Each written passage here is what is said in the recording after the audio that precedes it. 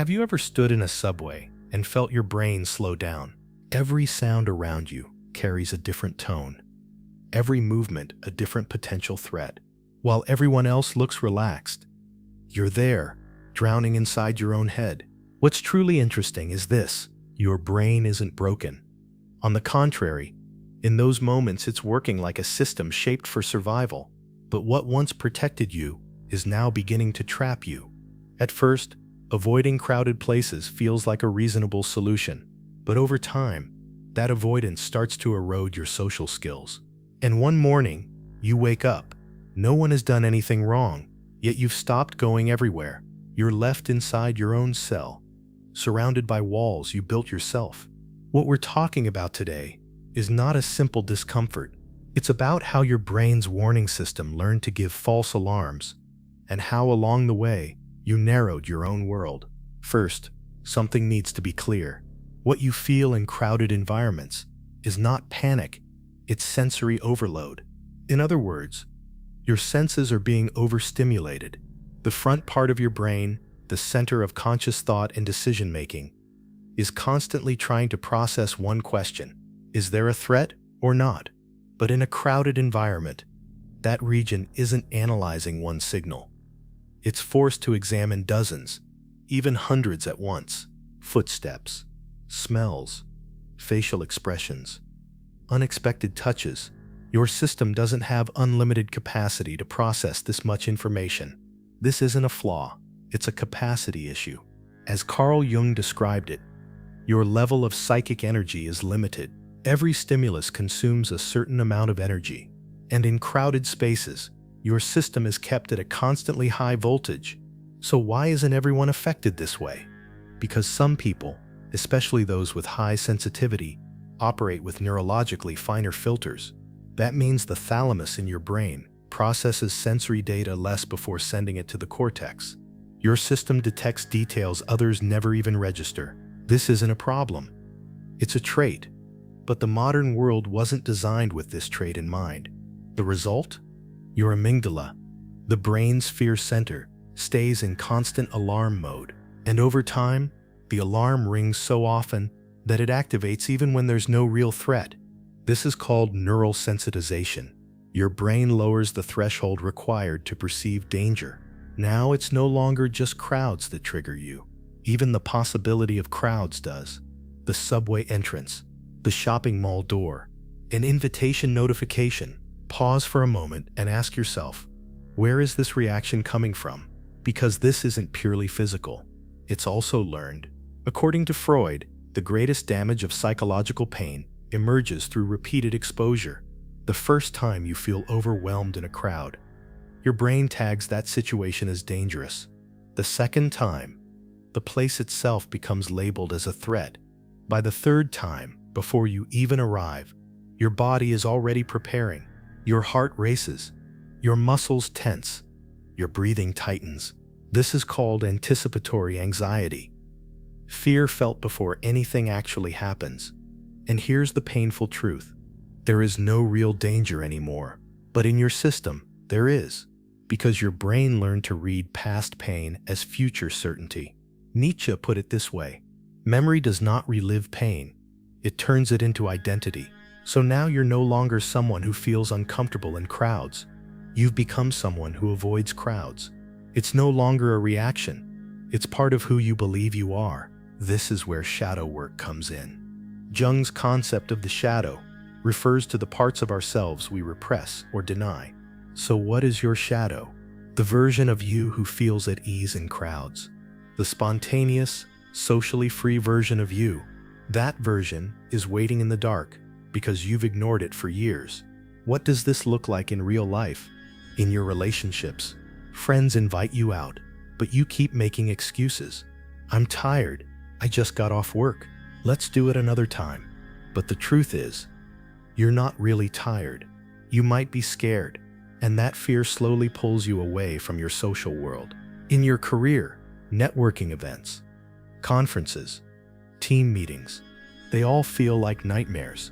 Yet your career depends on being present in these environments, and you're not there. Later, you wonder why you weren't promoted, or why no one seems to take you seriously. When it comes to boundaries, you can't say no, because conflict means more social pressure, and you can't carry that pressure. So you say yes, while feeling worse inside. In your inner world, you avoid crowds, but your mind becomes crowded. You constantly create scenarios. What if I go and something bad happens? Your brain works on imagined situations instead of real experiences. This is called rumination, and it's one of the strongest triggers of depression.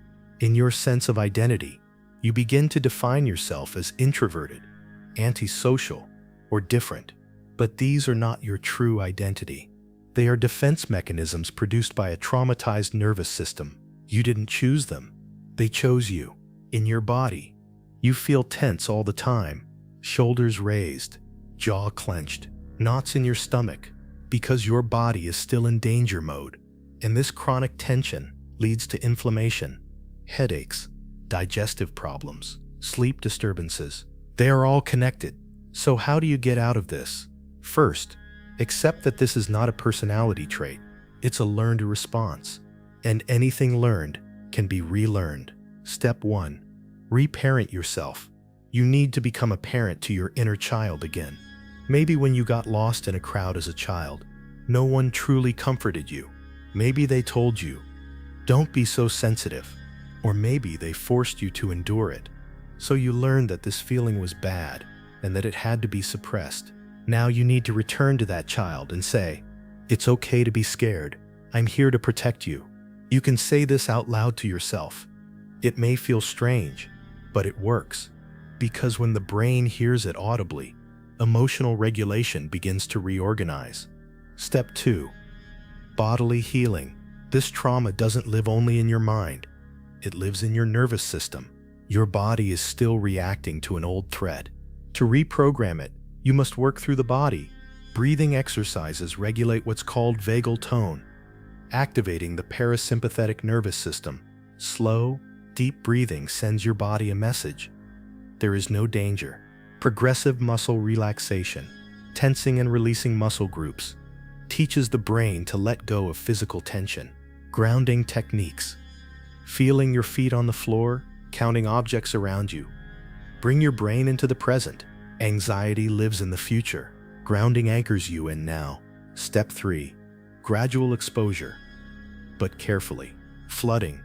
Throwing yourself directly into the feared environment can worsen trauma. Instead, exposure must be gradual.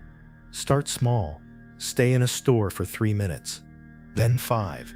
Then try a busier time.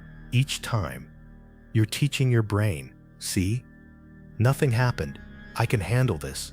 And after each attempt, reward yourself, because the brain learns through reward. Have a coffee.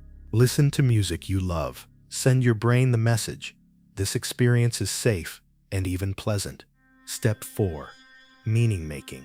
As Viktor Frankl said, "Those who can give meaning to suffering can endure anything." Your sensitivity is not a weakness, it's depth. You perceive what others miss. This makes you more empathetic, more aware, more authentic. The world needs people like you. But first, you must respect your own needs. In the end, avoiding crowds once protected you, but now it's distancing you from life. The goal isn't to love crowded places. The goal is to exist within them, to be yourself, without panic, without proving anything, just being there, because you are not broken. You are a system with a different operating mode, and when you make peace with that system, the world begins to feel larger. This is not weakness. This is awareness, and you can learn how to carry it. One day, you'll stand in a crowded place and notice your heartbeat slowing. You can breathe. The sounds around you are no longer threatening, just background noise. That's when you'll realize what you've gained, not because you tried to fix yourself, but because you accepted yourself. That's when you'll be truly free. If this video awakens something inside you, remember, you're not alone. Share in the comments. Which part did you feel the most? Which moment stayed with you? Because your story may help someone else heal. If you took something from this content, don't forget to subscribe. Here, we talk about the inner world of being human. psychology, philosophy, trauma, and healing.